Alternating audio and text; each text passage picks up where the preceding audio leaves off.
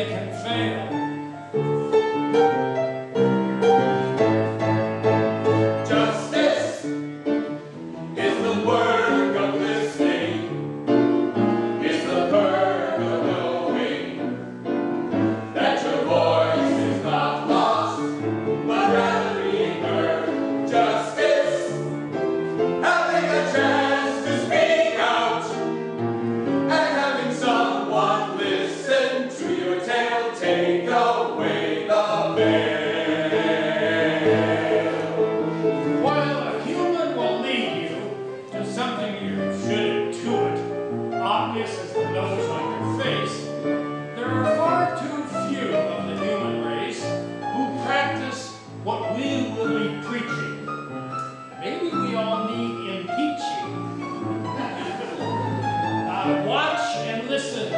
With your heart, and by play's end, you may start to see the value, to see the promise, to glean the reward of the listener's heart.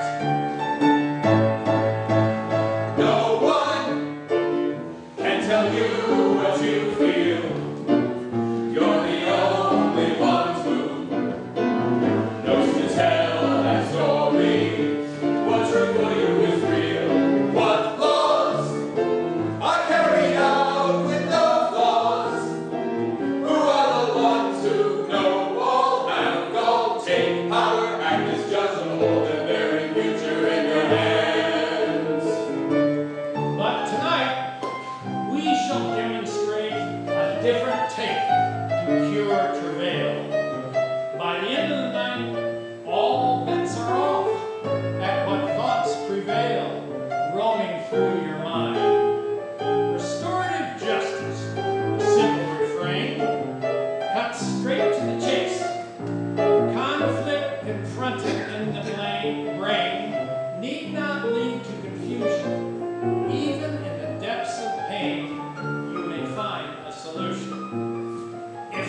words have not been hallucinational. By the end of the night, they will be educational. Justice, so much more than no war, even more than no more. It's a door to finding peace in the world. Justice, nothing to do with prison. Nothing to do with 3 strikes, stand your ground, hands up, throw down the wheels, spinning round and round and round.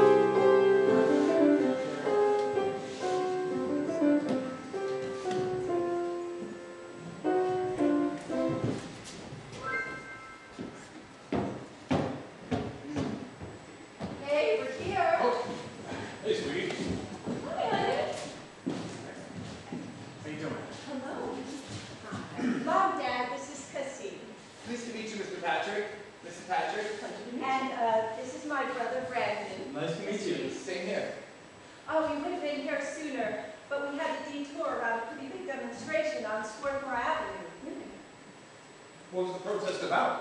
Looks like it was in support of a young black man the police shot up in Crimson. It was pretty big.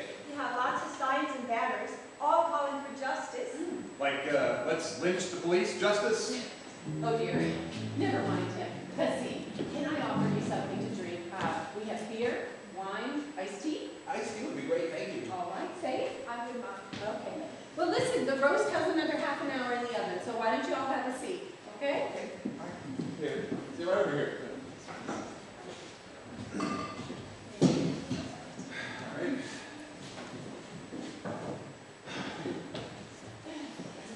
So, Cassie, Faith tells us you're a carpenter. What kinds of things do you build? Well, mostly I've been working on apartment units. There's a lot of them going up around Eastburg and Fairmont. Oh, I see. So that's where you're working now? Yeah. Well, what's your specialty? Well, right now all I know is exterior framing, so I guess that's my specialty. So you're new to it? I started about 6 months ago. Well, Hey, Dad, did that guy come in back and buy your Rambler? He seemed so excited about it the other day. no, he didn't. At least not yet. So, Kasim, what did you do before you were a carpenter? Well, I worked for a landscaping company for a little while, but it was kind of a dead end, so I hope to get better work by learning carpentry. Well, that is very admirable, Cassie. Yes, it is. Brandon, did you decide where to apply yet? Brandon started looking at schools. Not yet. I only want to apply to 3, but I'm not sure which ones. That's cool. Do you know what you're going for? Computer science. Well, at least that's this week's plans. So, why are people protesting on Swarthmore Avenue about something that happened 1,000 miles away? Who organized that anyways? An outside Black agitator? Lives Matter. Well, people are protesting because this is happening all over the country. I mean, it hasn't happened here yet, but it easily could. Well, we've got better things to worry about. Sorry, Dad, you have to be there. I kind of wish I'd known about it. I might have gone. What? Yeah, we could have gone together. A family outing. Like hell. Brandon, I'm not advised. You know, demonstrations can be very dangerous, even if you're just a bystander. I don't think it'd be a good idea to go. Yeah, well, no way will I ever protest a policeman for doing his job. His job is to shoot people. No, his job is to protect the public. And to protect himself when his life is in danger. Donnie Brown was unarmed, so he wasn't much of a threat. The officer didn't know that, and he had to protect himself. Dad. You have no idea what these guys go through every day. It's like a war zone out there. Well, if it's like a war zone out there, maybe some of the officers have PTSD. It's Not- not uncommon. That's true. And if you have PTSD, you're not always making the best decisions. Well, what's that mean? Well, that they're working scared, and too many people are dying without cause. Well, hindsight's always 20/20. And what makes you so certain police are walking around with PTSD? Well, I'm not certain, sir, but where I'm from, I've witnessed police and soldiers deal with protesters for many years and seen some of the results with my own eyes. Fighting between the people and the authorities, it's not good for anyone. It degrades everybody. Well, where are you from? I was born in Palestine, in Gaza. Gaza. Oh. Who are the people fighting there? The PLO? Well, mostly it's with the Israelis. Even though Gaza is supposed to be ruled by the Palestinians, Israel still maintains military control there. Well, it's probably to protect themselves from terrorists. Dad? Well, that's not a can of worms we're going to get into tonight, right? So, Dad, how's your team looking? It's the beginning of the season, isn't it? Yeah, they're looking all right. Well, that's good. I'm not expecting any great things from them, but we got a couple of standouts that can help us be respectable. So, tell me, why would you want to join that protest on Swarthmore? Well, because, Dad, sometimes you have to stand up for what's right. And what's happening right now between black people and the cops isn't right. You don't know Even everything. so, it's good to draw attention to it. Well, it's a little premature to be prosecutor, judge, and jury all in one, don't you think? Well, that's one argument. But when there's been hardly a guilty verdict against a cop who shot an unarmed black person, it makes you think there's only justice for some, not for black. Whoa. Faith for justice, huh? I suppose you'd be telling me the system is racist next. Well, as a matter of fact, I would say that. Oh, jeez. Well, forget about Jim Crow, or Fred Hampton, or Dred Scott, or the 4 little girls in Birmingham. Get off the soapbox, sweetie. Day after day, Dad, black American citizens, unarmed, are shot by policemen. A white person can stand their ground and shoot an unarmed black teenager, and a black woman can't fire a warning shot into the ceiling to protect herself against an abusive husband. Well, I think there is structural racism and sexism that we're so used to we don't even see anymore. When did you start thinking all this stuff? For a long time, Dad. It just seems like a bunch of liberal claptrap that Obama started. Obama didn't start anything. He just twisted in the wind while everybody hated him.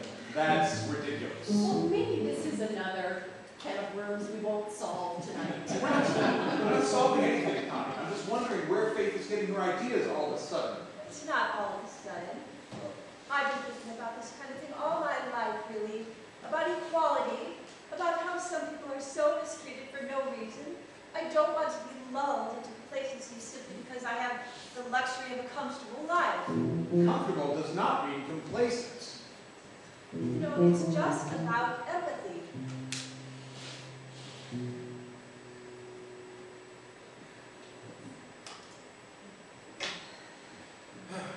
So, you coach a sporting team, Mr. Patrick? Yeah, I coach a Little League baseball team. You know baseball? Well, I've seen it, but I've never played. My favorite sport is football, or soccer, as you guys call it. Yeah, soccer's a real big craze with the younger generation. Sometimes I think more that we're playing that than baseball. So much for America's pastime. Times change, it's not always a bad thing. When change is for the better, yes. When change is about morals going out the window, along with respect for our government or institutions, I'm not so impressed. Well, I think questioning the status quo is the only way to perfect it. And what morals are you talking about that are going out the window? How about the ones that have to do with marriage or respecting authority? You mean like back in the 50s, when privilege was only extended to white people, and segregation was given? Not a very good example of liberty and justice for all. Well, the pendulum has swung back the other way too far now. Now, a white person can't say anything without being called a racist or a sexist or some other ist, for God's sake. Well, I don't think it's that unfair if we give special privileges to people who used to be oppressed. Like affirmative action helping Justice Thomas to get his job, or The trouble is, there's no use to oppression. It's still happening, just not to us. Do you have any idea how many laws have been passed to protect minorities in this country? Obviously not enough, because we really haven't changed that much. So, Hasim, what brought you to America? I came here to go to college. Oh, where did you go? Watkins College in New York State. I don't know it. And what did you study there? Well, I worked a lot on learning English, and I took some engineering courses too. Well, I have to say your English is impeccable. Now, did you enjoy the engineering? Yeah, I learned a lot, and I met a lot of great people there too. So, why did you stay in America? Well, I knew that if I went back to Palestine, I'd have a better chance of getting killed or jailed than anything else, and I didn't want either of those. Why would you be killed or jailed? Because I was no longer willing to accept the injustice that's everyday life for a Palestinian there. It's very easy to provoke an Israeli soldier to arrest you or shoot you. I knew that if I went back, I wouldn't be passive, and I didn't want to be violent. Well, how about just following the law? That usually keeps people out of trouble. Dad, it doesn't even keep people out of trouble here, let alone in Palestine. And what's that supposed to mean? Well, it means that people enforcing the laws are prejudices. It's no good, like against black people in America and the Palestinians in occupied territories. You seem to be forgetting we have a distinguished black man sitting on the Supreme Court. That does not strike me as a sign of racism. A black judge who took advantage of affirmative action and then wants to deny it to everyone else? There's a role model for you. Well, we have another judge at the table. If Anita Hill had been given any respect, he wouldn't even be on the court. When did you become a Supreme Court historian? I'm a little interested in the Supreme Court. What they're going to do in the next few years will affect a lot of people. I'm just paying attention. So you all think it's your job just to sit back and criticize? Well, that does a fat lot of good. Well, it does more good than not caring or ignoring the situation. So I'm ignorant or don't care because I don't agree with your radical ideas? No, I'm just saying, don't judge us because we're questioning the way things are, that's all.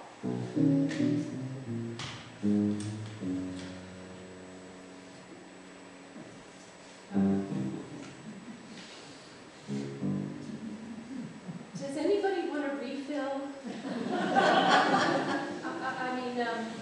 Some more iced tea, Cassie? I'm okay, thank you. Okay, well, I have some chips we could snatch up. Faith, do you want to help me with the chips?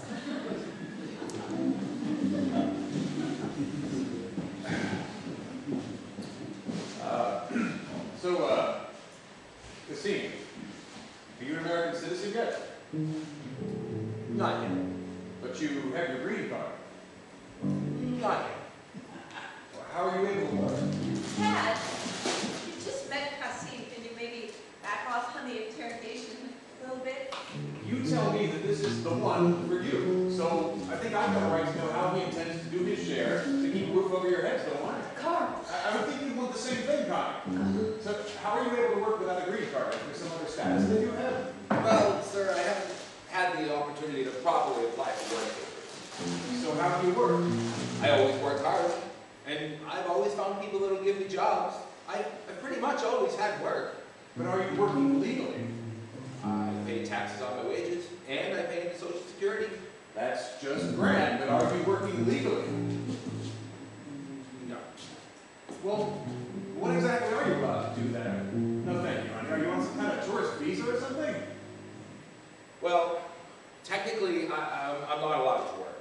But since I pay into the American tax system and Social Security, I feel like I'm paying my fair share.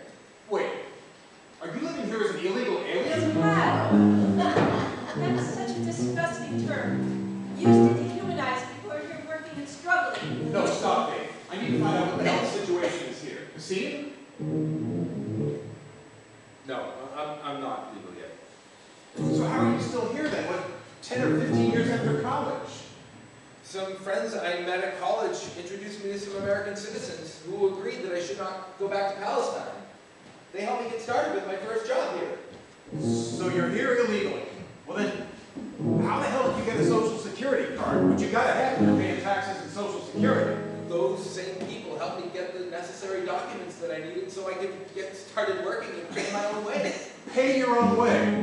With stolen or forged identity documents? I don't know where the documents came from. I don't think they were stolen, though. There's a lot of people in my position. Oh, exactly.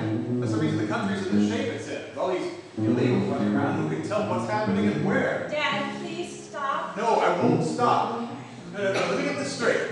You're in this country illegally. You've been here for 10 or 15 years. You're still illegal. You're walking around with false identity documents in your pocket, pretending to be an American citizen. You haven't done one thing to become one. I would try, but there's no way for me to be eligible unless I went back to Palestine. And there's no way they'd let me back in from there.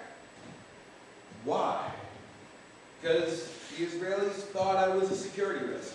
Just because I'm a Palestinian and I took part in demonstrations. Their information would go back to the Americans, and that would prevent me from coming into the United States. Well, Israel is one of our best allies. If they think you're a security risk, it's probably because you are. The U.S. is Israel's greatest ally. But I think that Israel only allies itself with Israel. They only care about their so-called interests, and they use other countries to achieve their ends. So-called? Like protecting us from terrorists? Like promoting democracy? Are you crazy, or do you just hate Israel? Oh. I'm not crazy. I don't hate Israel. Look, I've lived over there. I've seen what's happened. Democracy is not for Palestinians, only for Jewish Israelis. Well, from the point of view of you and your fellow Arabs, I suppose. Look, Kasim, do you realize just by you being in my house, I am harboring a fugitive for justice? But we are violating immigration laws that are here to keep us safe. Keep us white, you mean? Enough out of you. How am I supposed to square having an illegal in my living room with my lifelong dedication to upholding the law and being a good citizen? This is an affront. I don't appreciate the situation you're putting me in. I mean, what the hell am I supposed to do? If I want to do my civic duty, I should call ICE and get a pat on the back for easing their caseload. This is outrageous. And to think that you would subject our daughter to this kind of life. What kind of life are you talking You're about? going to get her arrested as well for aiding and abetting? You're just looking to marry her so you can get a green card. Well, how? That's not going to work, I'll tell you that. No daughter of mine is going down the crabber with you hanging around her neck like an albatross. You've chosen the wrong family for that, mister. He hasn't chosen the family, he's chosen me. You're not going to marry him. I Absolutely am. not. And if this isn't the family for him, it's not the family for me. And I've had enough of all your supposedly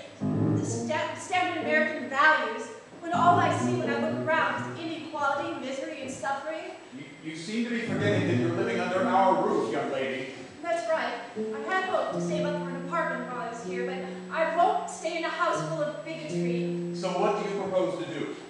If you can't see Kasim for the fine person he is, I'll find another place to stay. Well, it takes money to get a place, and last time I heard, you don't have very much of it. We have enough. Any amount is enough. If the alternative is staying here in a house with tolerance. With faith. But can we just stop this? No. No. Kasim, I'm going to gather some things, and then we're going to go. No. Where will you go? I don't know. I don't care. Anywhere's better than here. This is just great. Quiet, Brandon. Faith is not going anywhere. But Kasim might want to. I don't think you know Faith as well as you think you do. Mrs. Patrick, I'm really sorry if I upset you, but please don't be mad at Faith. She's a wonderful, caring person. That's right. And you're not going to take advantage of it. Get out of here, Kasim. No, you don't. Oh, yes, I do. I'll live in shelter before I live with somebody who can see Kasim as only an illegal alien. I can't believe this. Faith, come on. Honey, let's just talk about it.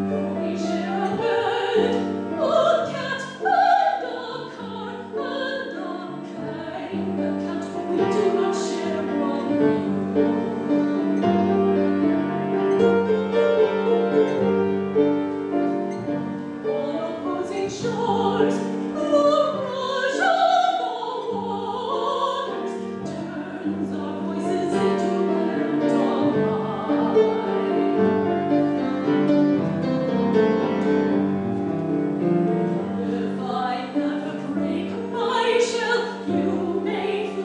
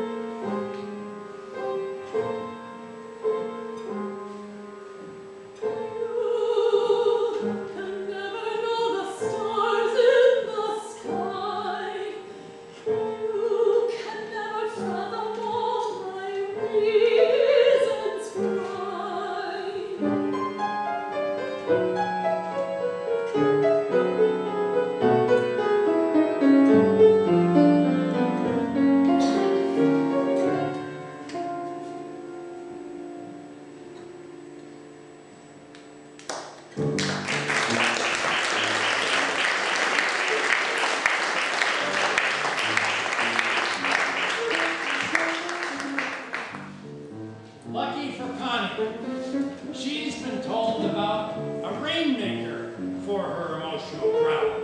A group of neighbors, self-taught and trained, can help her tackle this dreadnought of non-communication and doubt. A group of neighbors to come to her aid. These people, attractive, they have learned their trade, restorative, and honed so that it glistens. And the secret is merely that they have learned to listen. Not commonly practiced, this art was developed in different spots all over the world, with many variations. So tonight, we have not one but two methods developed that will be demonstrated by persons doing restorative gyrations. Though their methods do vary from time to time, their differences need not make them wary of each other. Principles and end game are the same. Let's see how they work to make it rain.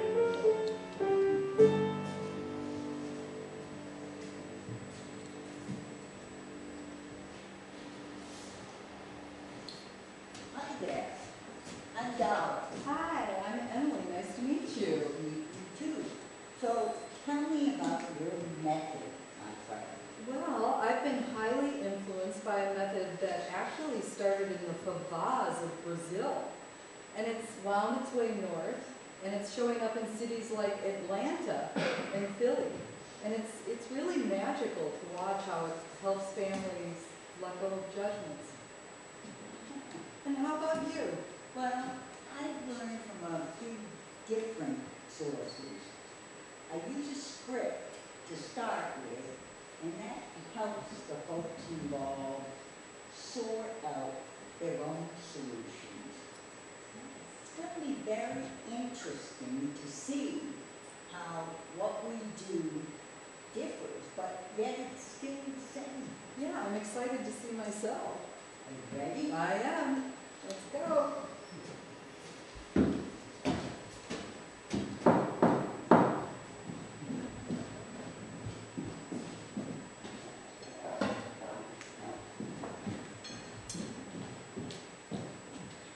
Oh, hi, Dara.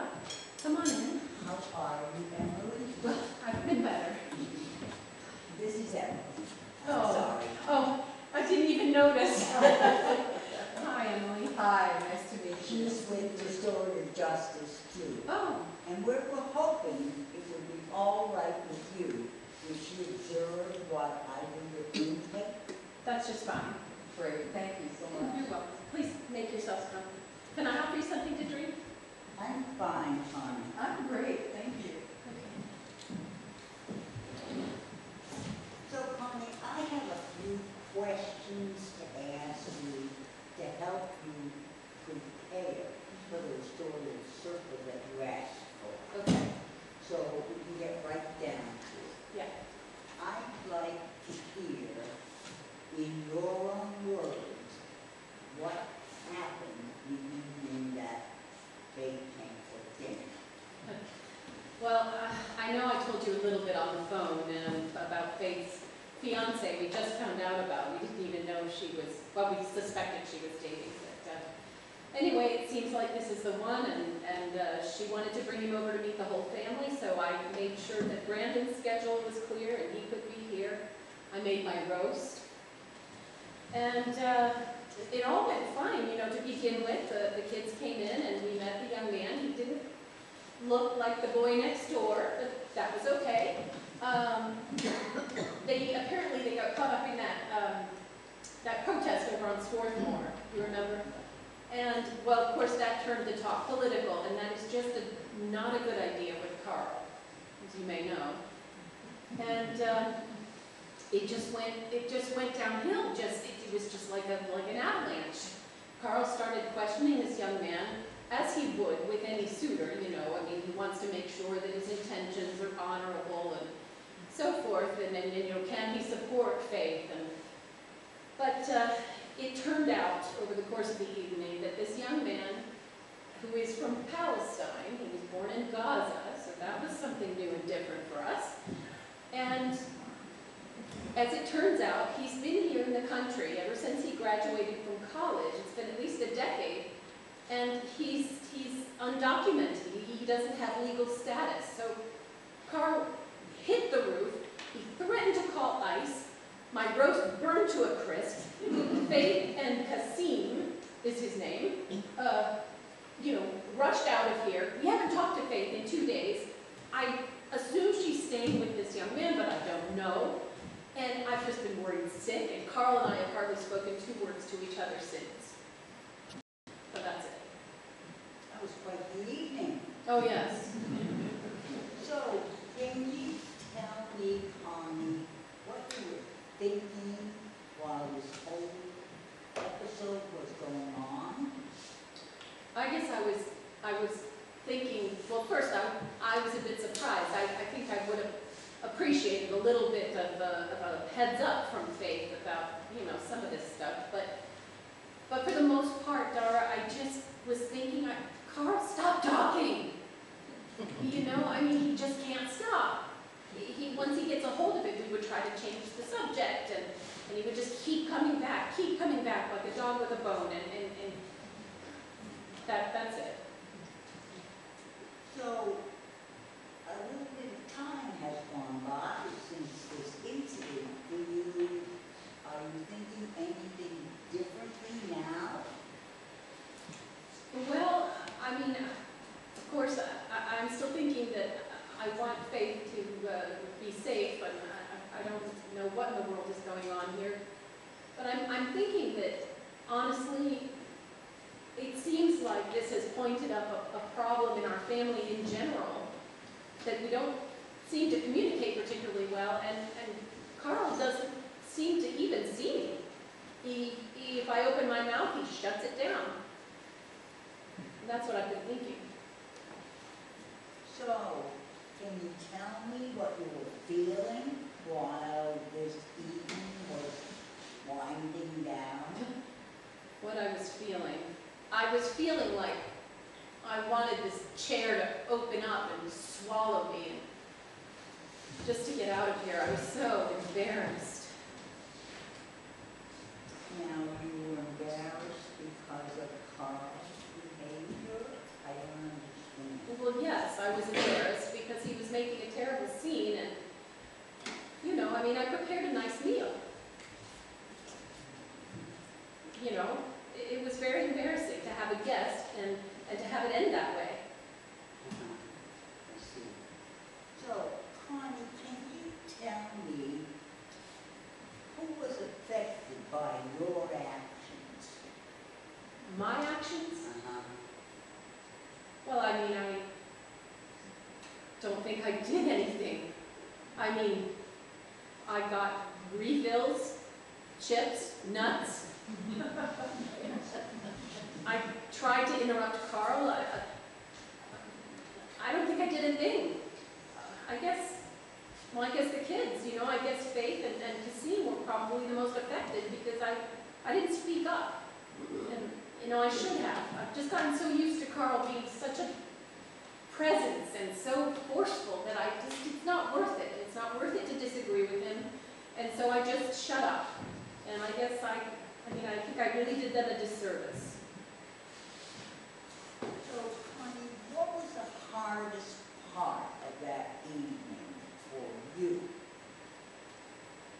I really thought the hardest part was going to be, for me, that Faith left with Kasim and that we hadn't talked to her, and that's been very hard. But if I'm honest, the hardest part really has been this realization about my relationship with Carl. It just hasn't been good.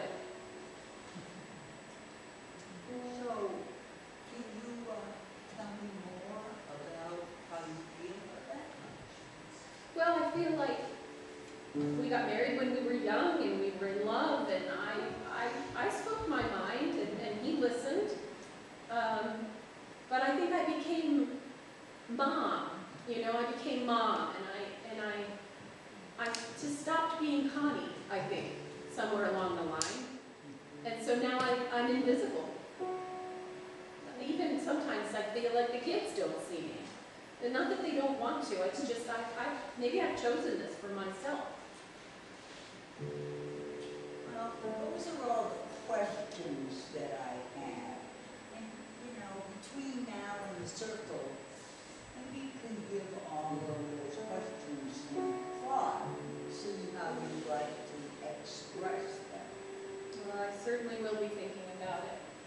I know you're expecting Carl, and I actually think I just heard his car pull in, so I think I'm going to take a walk while you talk with him.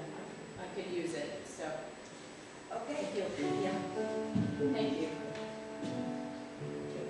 All right. Thank you so much. Tony, nice to meet you. Nice to meet you too. I think I need a sweater. It's getting chilly. Listen, you know where everything is, Dara. If you and Emily would like something to drink, and if Carl forgets to offer, please help yourselves, okay? Okay. All right. All right.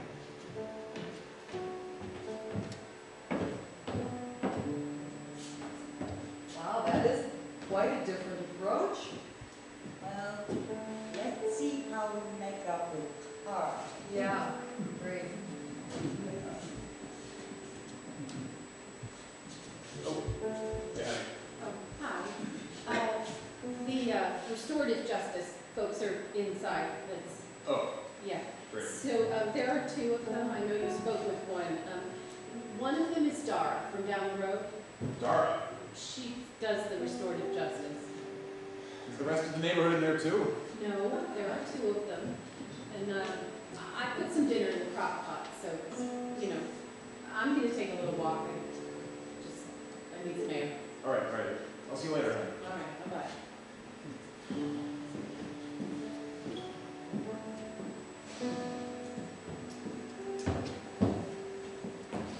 Hello. Hi, Carl. Hi, Dara. Always good to see you. Good to see you too, Carl. Hi, I'm Emily from Restorative Justice. Carl, nice to meet you. Okay. So, Carl, I would love to hear your uncensored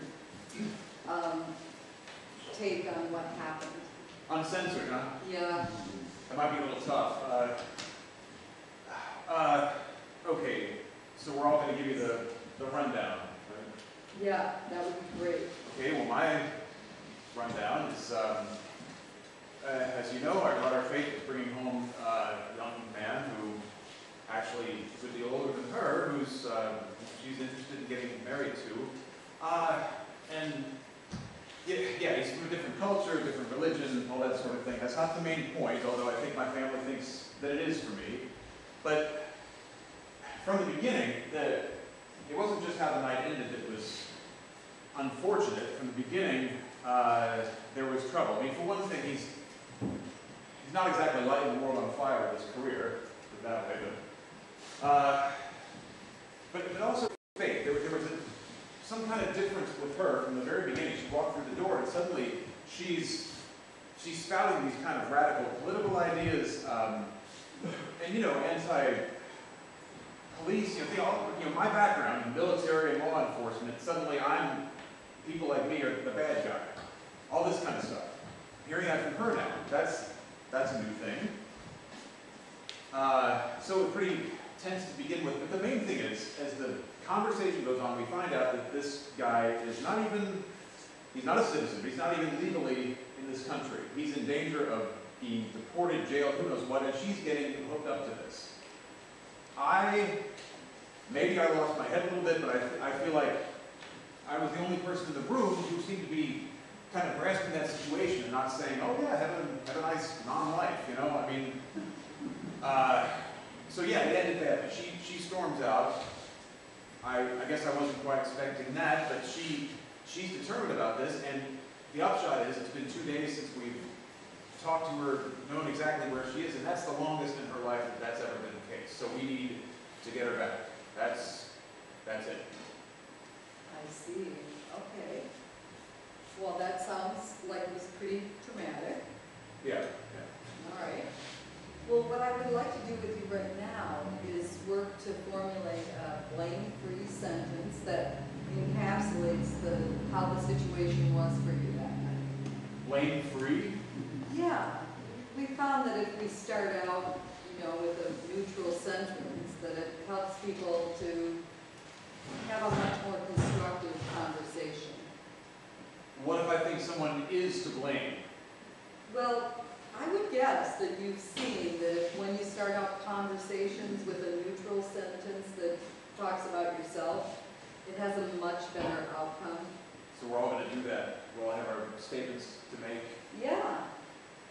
So this is how it works. Would you be willing to try this? Yeah, afterward we can sing Kumbaya and everything. You'll have to teach me the words.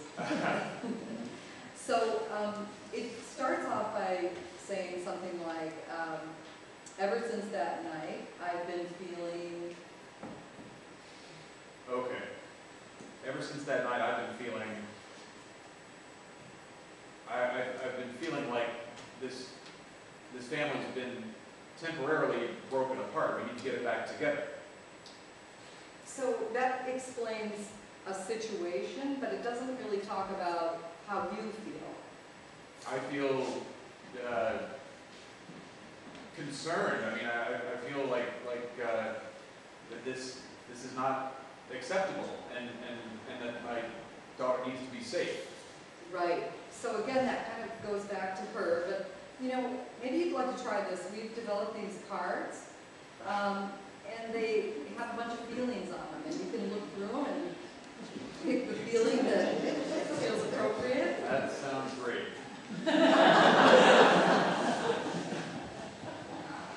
I guess for me this might be helpful. I don't know. It might. The angry stuff, like infuriated, I'm not there anymore. I'm beyond that. We just need to get this figured out. Well, confused, yeah. I'm confused, all right. I don't know where my daughter's coming from on this. Concerned.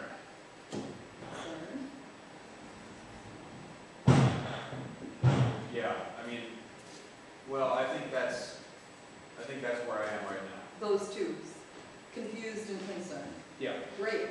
So the rest of the sentence goes, because I have a need for. So ever since that night, I've been feeling confused and concerned because I have a need for, and guess what? Oh, great. I'm going to get a better hand this time.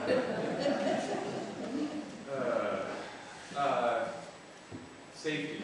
I need faith to be safe, yes. So you need faith to be safe,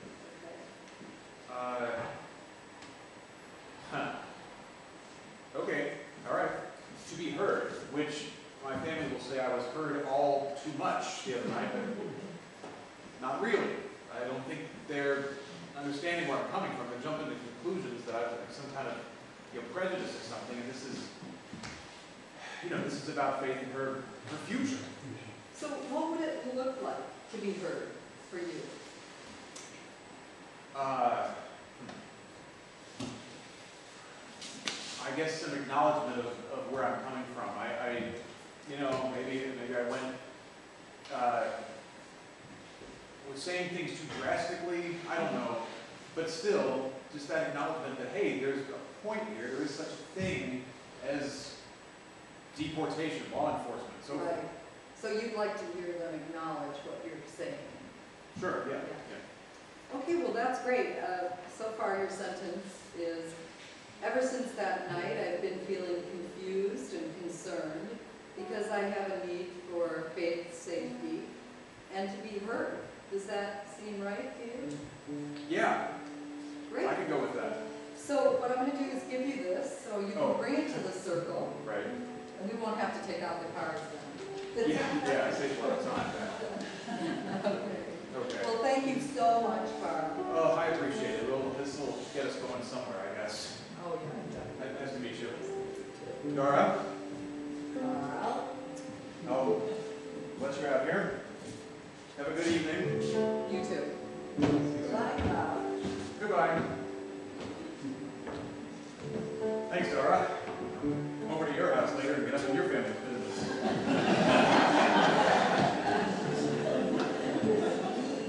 Really seems like he's having a hard time. He certainly does.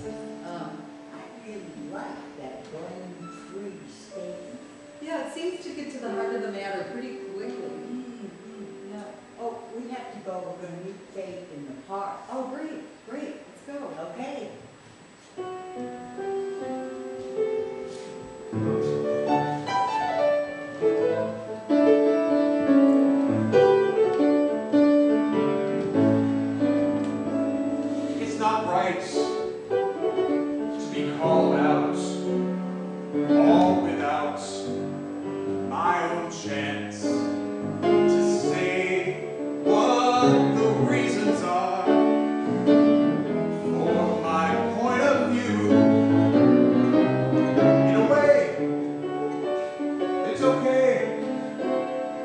They don't really know that it's all I can do, all I can say to keep them from going astray, to keep them safe, come what may. They don't know I feel this way.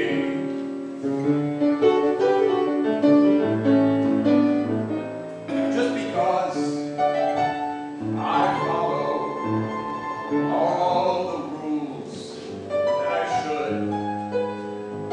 What is so terrible?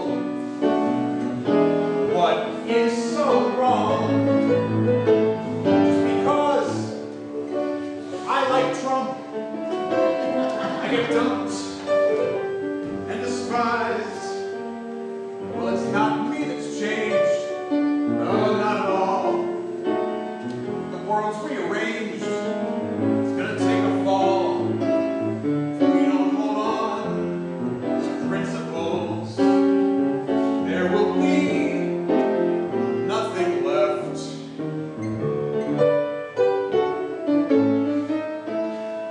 Now I'm stuck like Ulysses between a rock and a hard place. Every choice that is facing me leads to misery.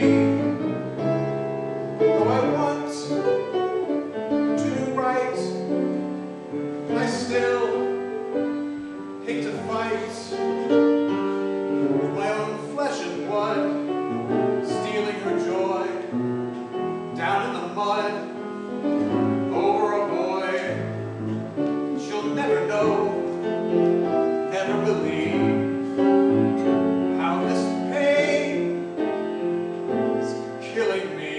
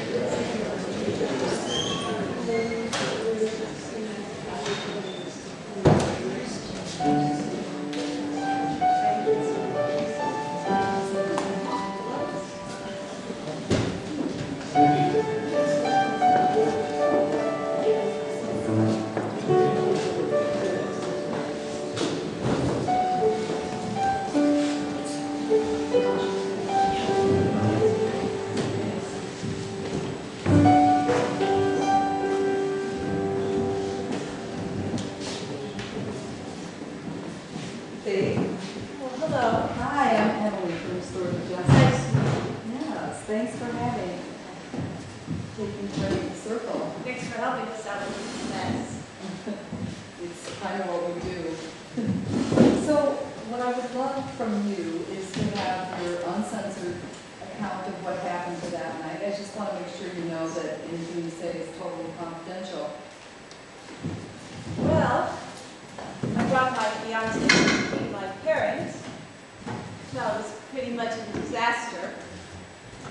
I mean, the evening started off with most of my father and myself getting into a political argument. And from there, he started really interrogating Casino. When he found out he didn't have a green card, things got even worse. And so eventually, I stormed out. I left home with Casino. And I haven't talked to them for a couple of days. My dad, he has such strong opinions. He's so intolerant. Well, And he just doesn't listen. Oh, I'm sorry. Did you say something? what I'd love to do at this point, now that you've told me about the situation, is to create a blame-free sentence that encapsulates how things were for you that night. Blame-free? I think the blame falls pretty squarely on my father, frankly. Yeah, I know that seems so, and you'll get a chance to express all your thoughts and feelings in the circle. But to start out, it's great to start with something more neutral. Well, okay. So we start with a sentence that is something like, ever since that night, I've been feeling. Well, ever since that night, I've been feeling, well, I was really angry. And, well, I've been feeling really sad, actually, and scared and oddly alone. So angry, sad, scared, alone. Yeah. Okay. And the rest of the sentence is, because I have a need for. So ever since that night, I've been feeling angry, sad, scared, alone, because I have a need for. Each one of those feelings kind of points to some kind of need. Well, because I have a need for connection with my family, with my father, a need for understanding, a need to be listened to, for respect, and really love. So that was quite a few. Let me just make sure I have them.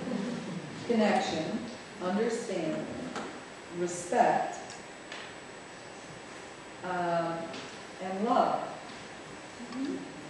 So can you tell me what love would look like to you?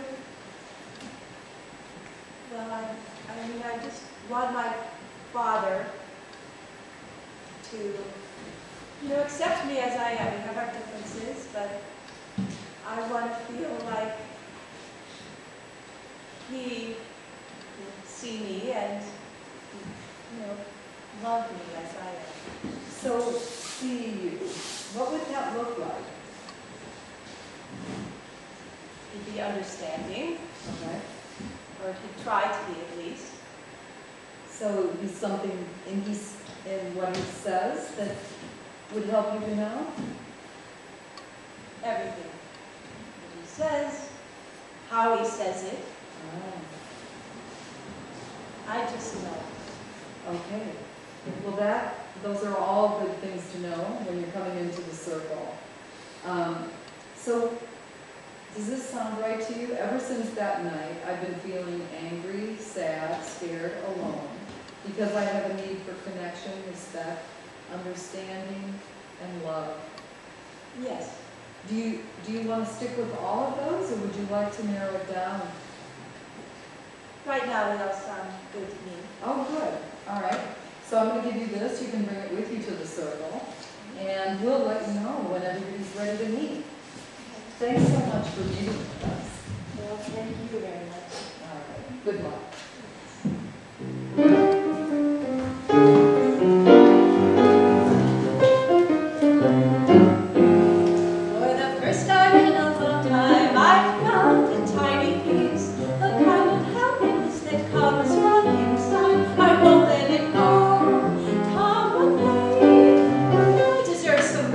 luck every once in a while. How did I find just the kind of man? The first to see me as I am, just as I am, without rhyme or reason. It's my time to see sun. Steppers and thingles on the low I can wrinkle. It's the dangling right in front of me.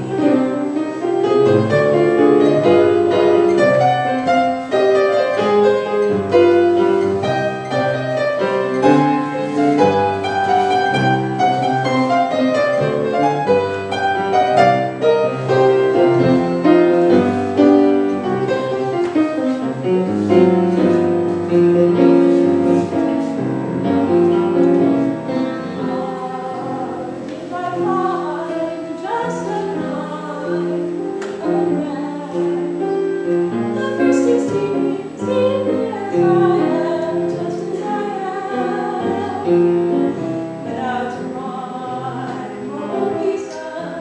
It's my time to see sun. Starters and thingles on the love I can wrinkle. It's a dangling right in front of me.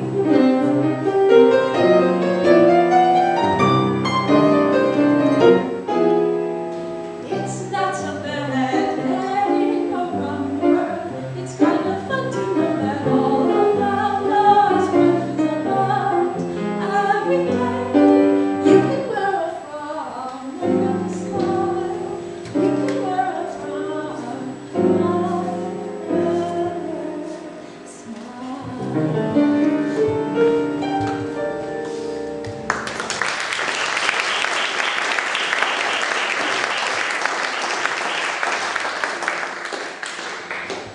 Isn't it interesting how everybody's story is a little bit different? Yeah, that's what I really love about this work. Oh, here comes Christine. Hello, Christine. Hello. I'm Dara. Nice to meet you, Dara. Nice to meet you too. You want to have a seat at the table? Sure, okay.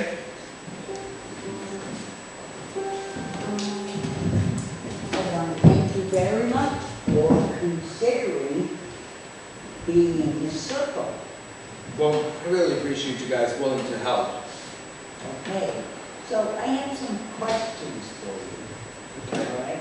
First of all, I'd like you to tell me what happened the night that you went to meet Ugh. Faith family. Well, it was supposed to be a family dinner. Faith and I were going to her house to meet her parents, Carl and Connie, for my first time. It didn't go well, Dara. Very quickly, things turned sour. Faith's dad is a very strong-willed guy. I hate to use the word, but it was almost like an interrogation from the get-go. I didn't go there with the intention of not being honest with them. And the conversation quickly turned to my legal status in this country. And Mr. Patrick flat out asked me if I was living in the country illegally. And I didn't want to lie. Oh boy. Anyway, he got really, really upset. Faith was upset. Brandon was upset. We ended up leaving. She got some things and she said, "Let's go, Christine. We're leaving. I'm not staying in a house of intolerance." And we left. We haven't talked to him since. That sounds like quite the evening. Yeah. So, Christine, can you tell me when all of this was going on, what were you thinking? Geez, well, at the time I was thinking I should have just told him I had a green card. Could have avoided this whole thing. But, I mean, really, in all honesty, I was thinking that honesty is the best policy. So, I told him the truth. So, now that some time has gone by, are you thinking differently? Not really. No, I mean, he basically attacked me. You weren't there, Dara. It was a nightmare. I felt so attacked. It wasn't even, not to mention Faith being embarrassed and Tani and Brandon. I mean, that guy, he rules that house with like an iron fist or something, and he doesn't listen to anybody. I've never felt so attacked before in a very long time. So, can you tell me who you think was affected by your actions? By my actions? Uh-huh. I mean, it's hard for me to determine what my actions really were. I mean, if we're being honest, my only action was being honest and trying to remain calm. I think I did a good job. But if we're talking about my actions and my decision to be honest and tell them the truth, I guess Mr. Patrick was probably the most effective. Nobody else seemed to really be interested in that kind of stuff other than him. You see, so my last question, Christine, what was the hardest thing for you? Jeez, aside from not yelling at Mr. Patrick, I guess the hardest thing was seeing how much it really seemed to affect Faith and her brother too. I mean, he looked like he was ready to walk out too at one point. You know, I love Faith, and I hate to see her so upset, and I don't want to contribute to anything that's going to make her feel bad about her situation or my situation. So I guess that was the hardest thing for me.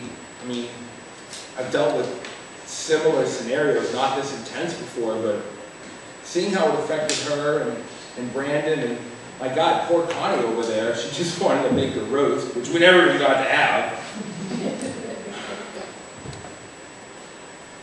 Okay. So we're going to organize a circle, and you're still willing to be part of that? Yeah, I'm willing to do anything I can to try to get things calmed down and try to find some common ground. All right.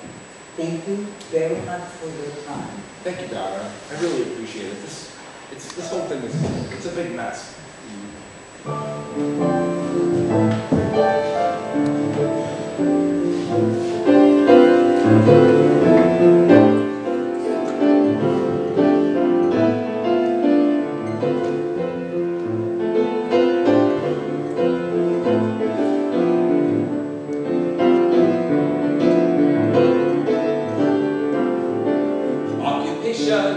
Inundation, swamped by the powers surrounding me.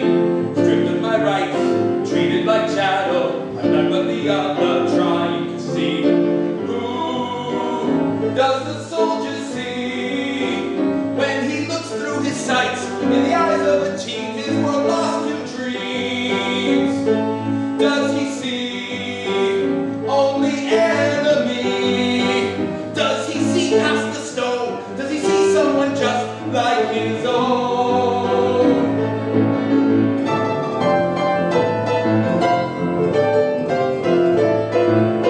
Should I engage, always enraged? Or should I take flight for chance to be free?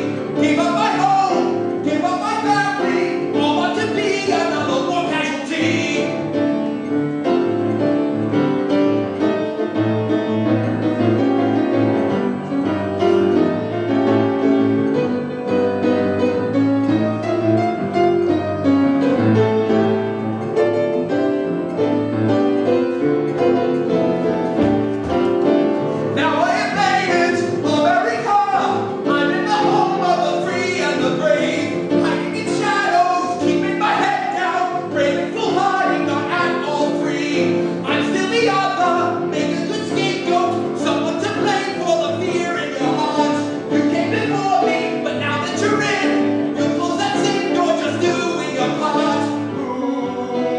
Does the Iceman see when he tears limb from limb the members of the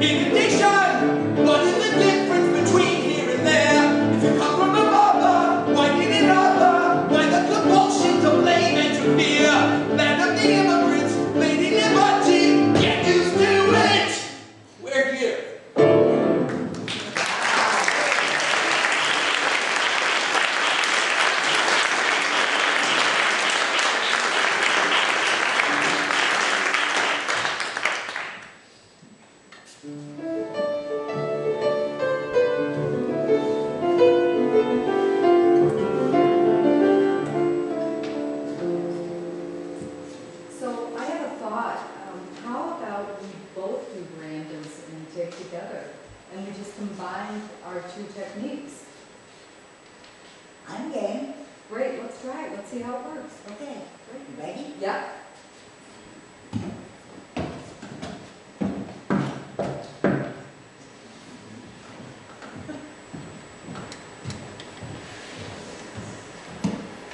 Hi, Dora. Hi, Brandon, how are you? I'm doing okay. Well, okay's better than bad. Hi, I'm Emily. Nice to meet you. Nice to meet you too. Have a seat wherever you'd like.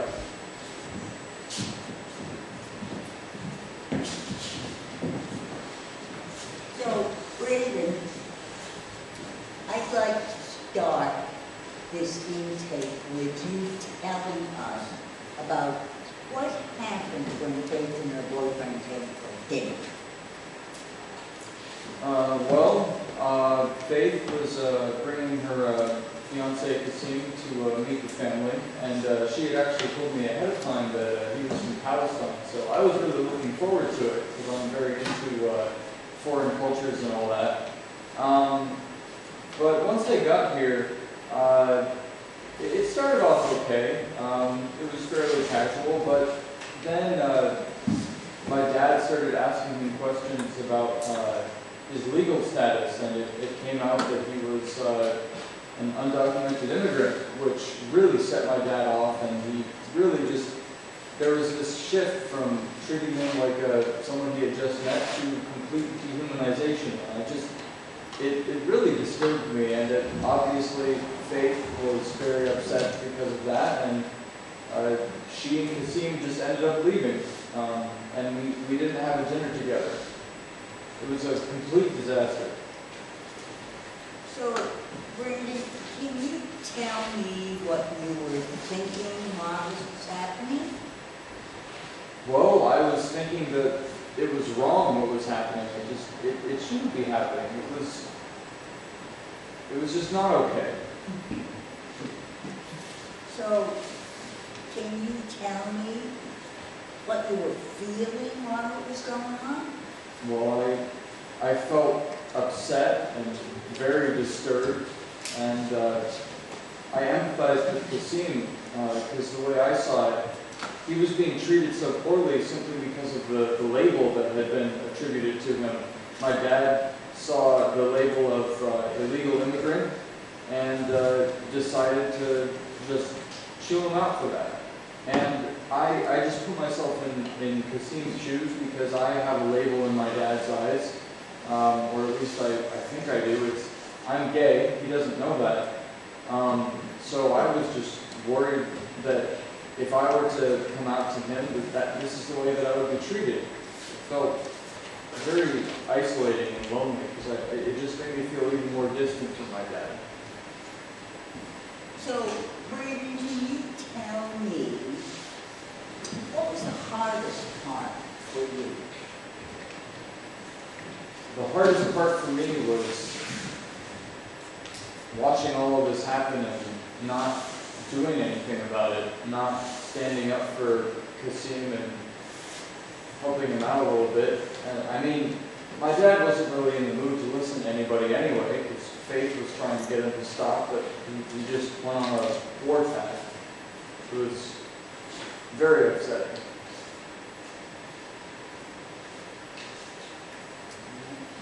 Well, what we like to do, Brandon, is create a blame-free sentence that encapsulates the situation. And it goes something like this. Ever since that night, I've been feeling because I have a need for, and I heard you mention several feelings when you were talking with Dara. You said you were upset, you were disturbed, and that you emphasized, that's a hard word for me, that you had empathy, basically, for Kasim. But you also said isolated and lonely. So I'm wondering if you were to make a sentence, what, ever since that night I've been feeling. Ever since that night, I've been feeling upset, and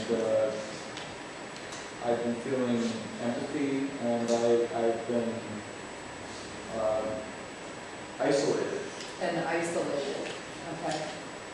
And because I have a need for? Because I have a need for connection and understanding and compassion. Most of those were completely devoid that night. Yeah, understanding and compassion, did you say? Yeah. Okay, great.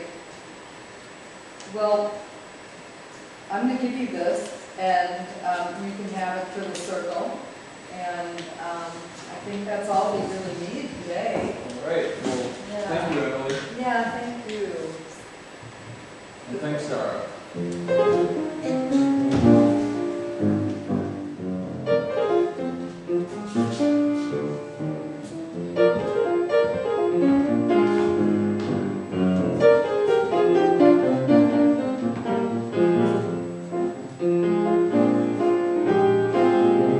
There we were again, another masquerade. When apart, towing the line, a family picture parade. But it won't, 'cause it doesn't quite fit the bill. Didn't take very long to go to shame and blame. That night, something different, some parts are falling loose. That night, something different, dropping the other shoe.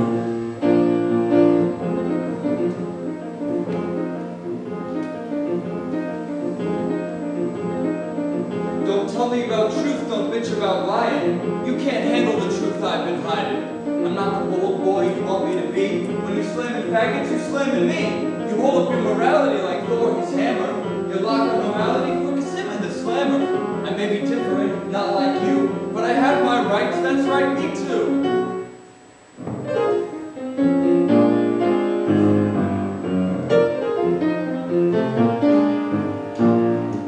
Ah, sister, you tried your best. You want for things to be just right. But the twist is, you forget it. You paid the price that night.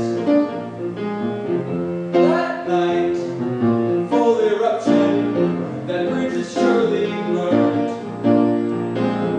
That night, showing gumption, you only got spurned.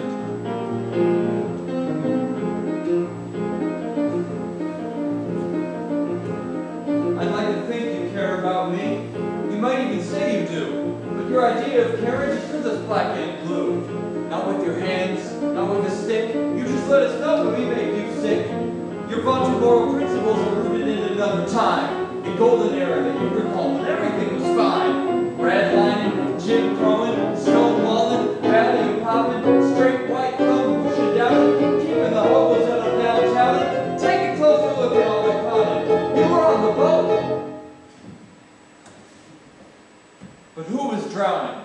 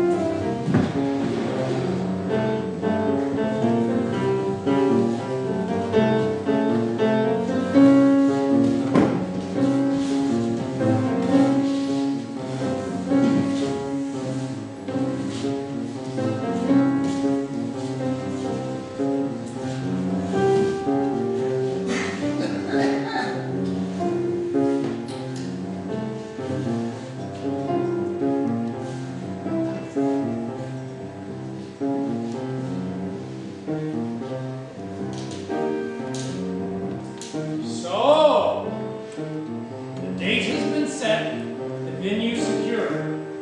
Our unhappy parties not yet talk about their problems, have nevertheless assembled en masse.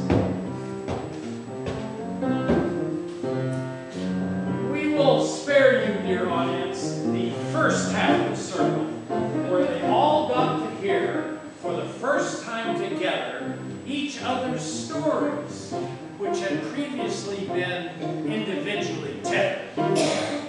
We will join them now as they embark on the next phase of the circle. The arc is high and is grand. We will see if on an agreeable solution they'll land.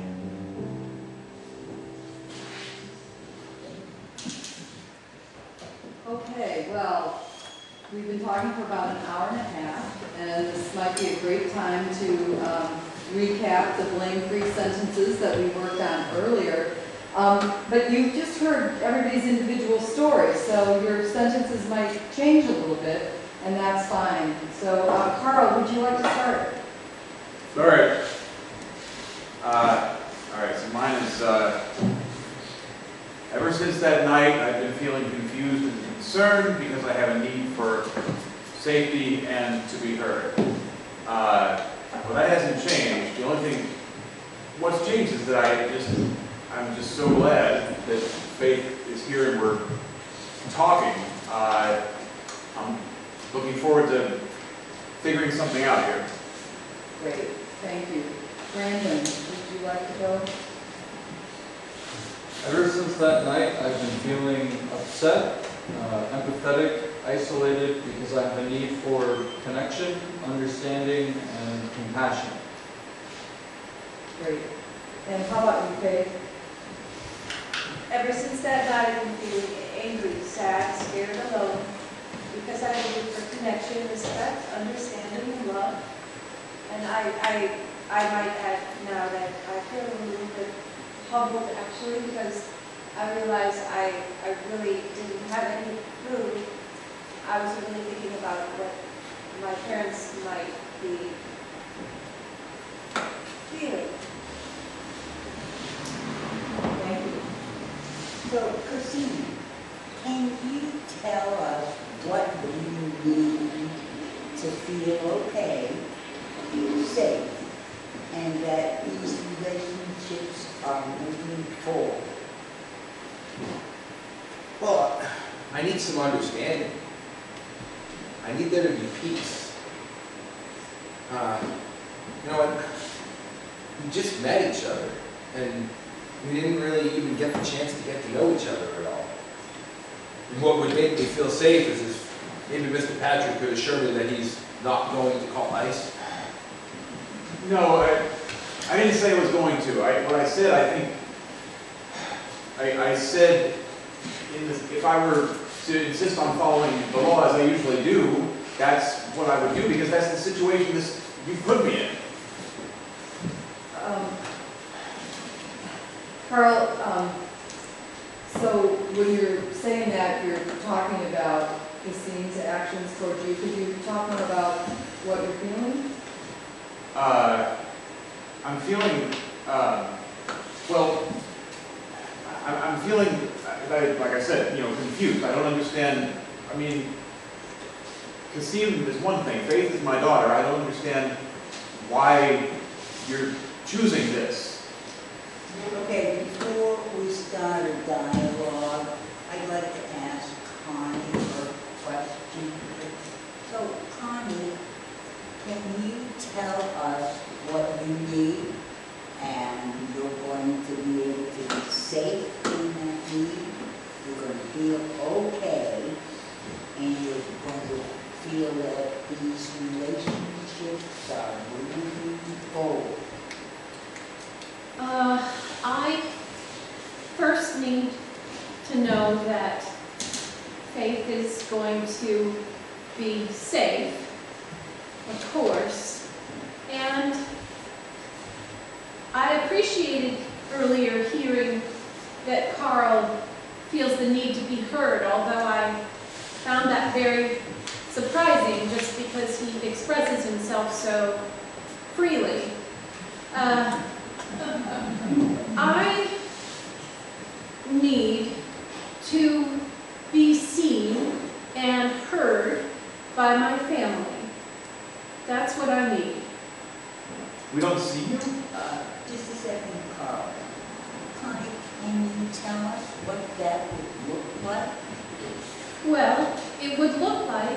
when I say something that somebody might say, oh, that's interesting, Connie, or instead of, I think you want the same thing, Connie, or no, we're not solving anything.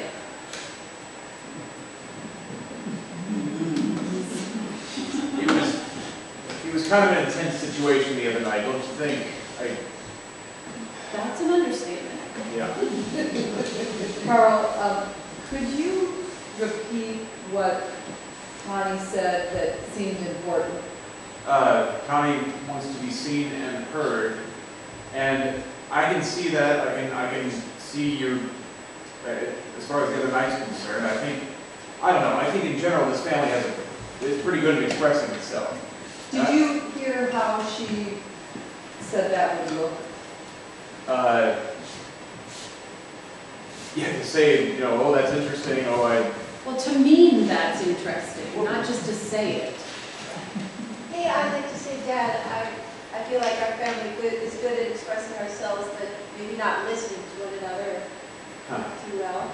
That's why we have facilitators. great.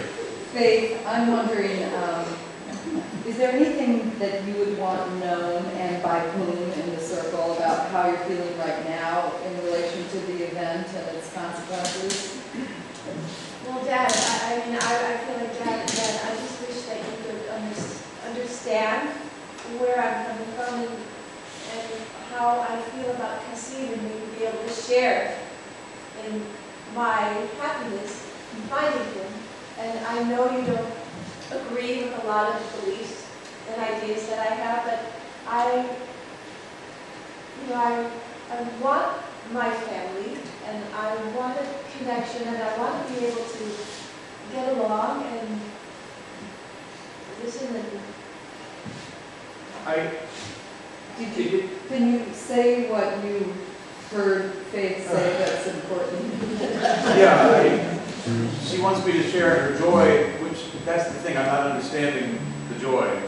But to understand why she's making the choice she's making. I don't, everything seemed to have changed when you walked in the door the other night. And I don't know how and why you're choosing something that's so completely different from everything you grew up with. But Carl, she's not choosing something like she's choosing a ripe grapefruit.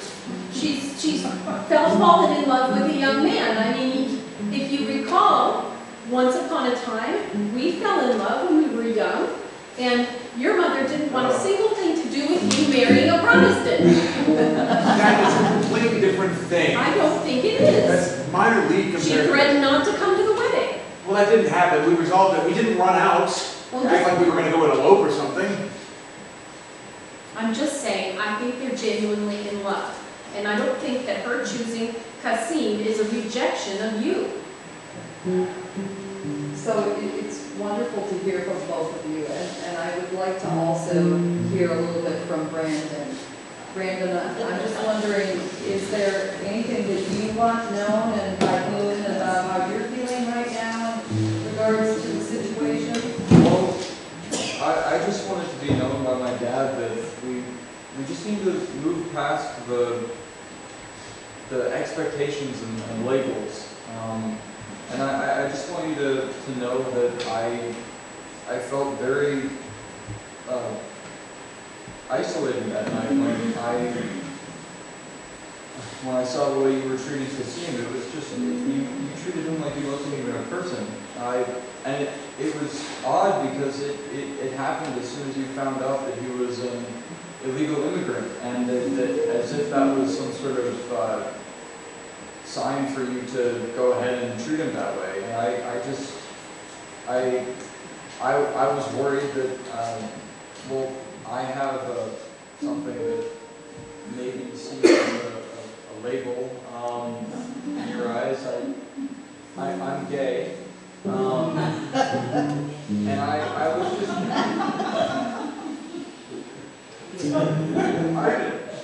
I was just worried that you would treat me the same way if you found that out. I just... So Carl, could you make sure to let Brandon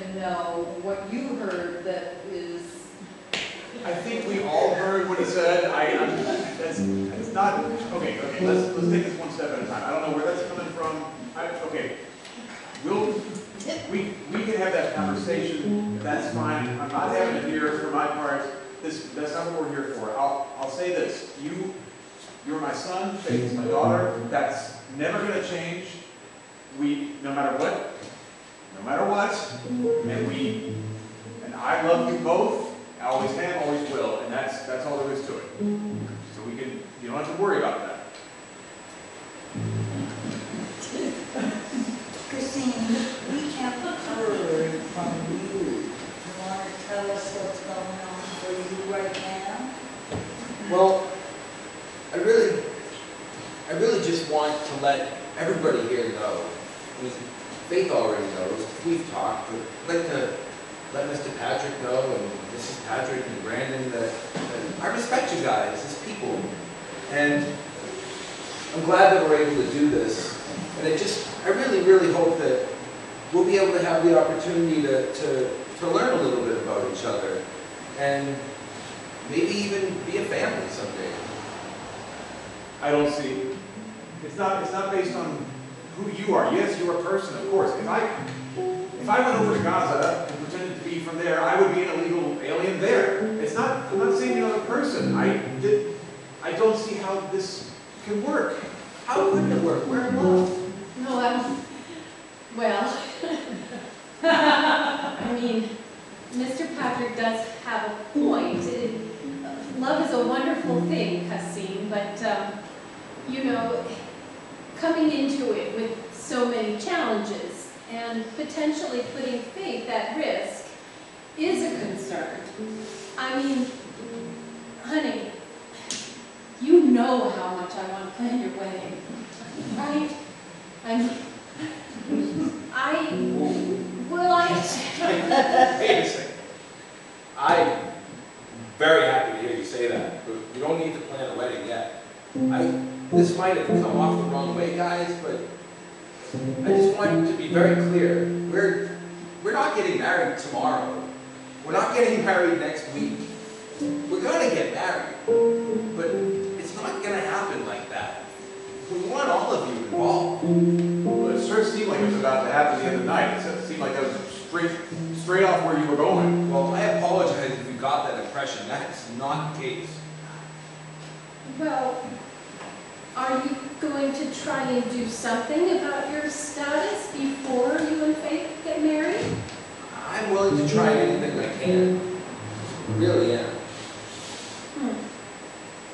Dad, I just want to say, you know, I was a kid go looking for problems, and I can't help it, you know, that I love Cassim, and I'm happy to do. But I just want to say, you know, you can't always guarantee that you can keep us safe. And I'm not sure how we're going to face what's ahead, but I hope that maybe, you know, as a family, we can be together and do our best to deal with what is down the road. So Brandon, I just want to check in with you a little bit because you said something and we kind of moved right along, and I just want to know how you're doing right now. Well, I just wanted it to be known. I mean, it's really not as big of a deal as you're making it. I was just worried about the treatment, but I guess I was just really overreacting in the moment. And I now know that at this point at least I hope you won't be treating Cassim or any of us with the strong emotions that you treated us with last night. Honey, your father, as he said, your father loves you very dearly, and he wears his heart on his sleeve, and that's why he gets, you know, kind of loud sometimes when he's feeling upset. But it's because he loves you, and he wants to protect you, and he doesn't want your lives to be harder than they need to be. And I'm sure that there's plenty to talk about. I'd like to know more. But be assured, your father and I love you. That's right. As I said, it's not going to change. guess I'm glad to hear what you said, and I think it kind of changes things that we're all just here talking about the situation. I guess that's the main thing that was propelling me the other night, is that I felt like there you were going off, and I was just trying to grab on and stop things before anything just catastrophic would have happened. Maybe you could repeat that, what your father said that seems important to them. Well, Dad was explaining why he went off like that. And it's because he felt afraid that I was just going to disappear and run headlong into lots of problems. Yeah, we cannot lose you. No one's losing anybody. Well, I think that we do have these legitimate concerns, Kasim, about the legal status and what that might mean for our family, because if Faith should have to go abroad with you and we couldn't see her, that would be terrible for us. I do have a thought. You know my friend Joan, who works for the passport agency? Oh. Well, I just think that maybe Joan, since she's a government employee, might know something. I mean, we could ask. That's very interesting, honey. Thank you.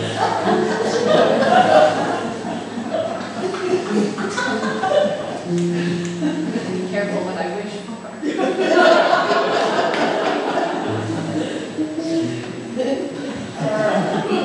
How do you feel we're doing here? Are we? Well, I've got down a couple or 1.5 thoughts right now. I think that everybody was in agreement that there's not going to be a marriage right away. That's right. But I'm not quite sure I got any kind of consensus about what's going to happen, about Kasim's status. Well, I'm going to call Joan. I am going to call Joan. And, well, could I make a silly request? I did prepare a lovely meal the other night, and unfortunately it did burn to a crisp. And I would love the opportunity to make my roast again for Kasim and for us to have a nice dinner and, you know, not fight. I can agree to that. I love that. Yeah, this time we can actually learn something about Kasim's culture. And I can learn something about your roast. Well, it's not, well, it is good. It is good. You know, Kasim, did your mother happen to share any recipes with you from? I might have a few stashed away. Well, maybe you'd like to come a little bit early and we could cook together. I would like that very much. And nothing too spicy, all right? I promise. I'll go easy. Sounds like really well. Well, we've got a couple of agreements. We're going to have dinner and we're not getting married. Sounds very reasonable. I think that this is an excellent start. And I think when you have your dinner, you may make some more progress. And we'll check in with you in a week or so, each one, and see how it's going. Okay? All right. All right, well, I've jotted these down. We're going to act like this is a contract. So we'll get everybody's signature. So, you see, my friends, what can be done. With an honest effort, a solution can come to fruition. So, off to home you now, we said. But the work of justice will never end. Oh, say, pray do consider an exploration of restorative justice as your vocation. Look all around, it's working, systems are broken, chaos is lurking, problems compounded, society flounders, mind unspoken, truth that surrounds us. Who can we turn to? Not politicians, not money systems,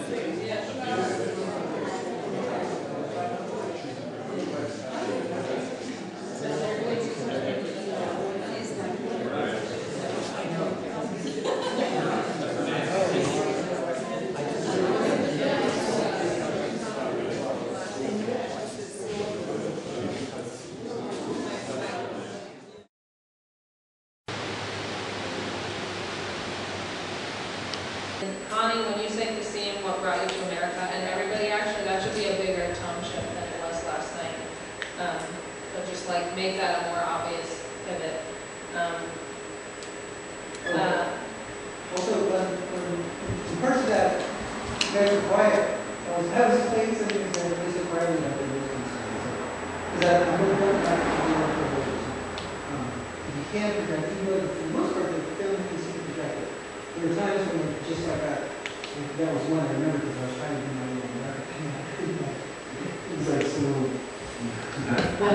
When I said, what brought you to America? Yeah. Okay. We'll call places, so we'll have the lights on when everybody enters, and then we'll call places, and then we'll have a blackout. Miles, are you up there? Yeah. So after we call places and we turn off the house lights, then we'll have a blackout, and then you guys get where you need to go, and then I'll do a brief introduction speech, and then, yeah, so you'll know. So before I talk to the audience, you guys need to be ready to start. Okay, moving on. Ah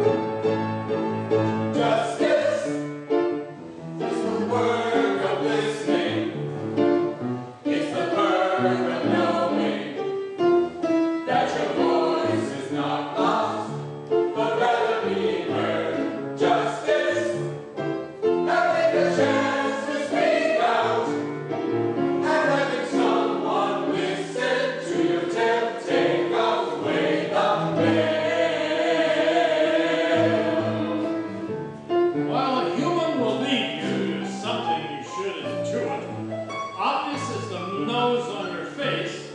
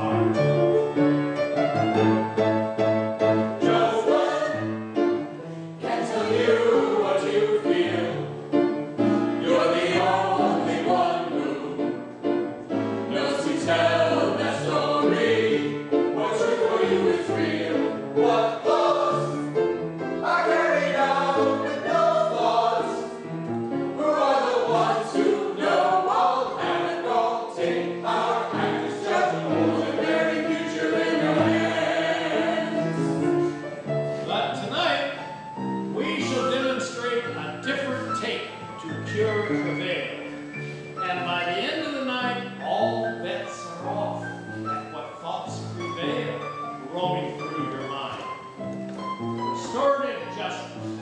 Simple as rain. Cut straight to the chase. Conflict confronted in the brain need not lead to confusion. Even in the depths of pain, you may find a solution. If my words have not been elucidational, by the end they will be educational. Justice, so much more than no more, even more than no more. It's a door to finding peace in the world. Justice, nothing to do with prison, nothing to do with 3 strikes and a ground, hands up, throw down.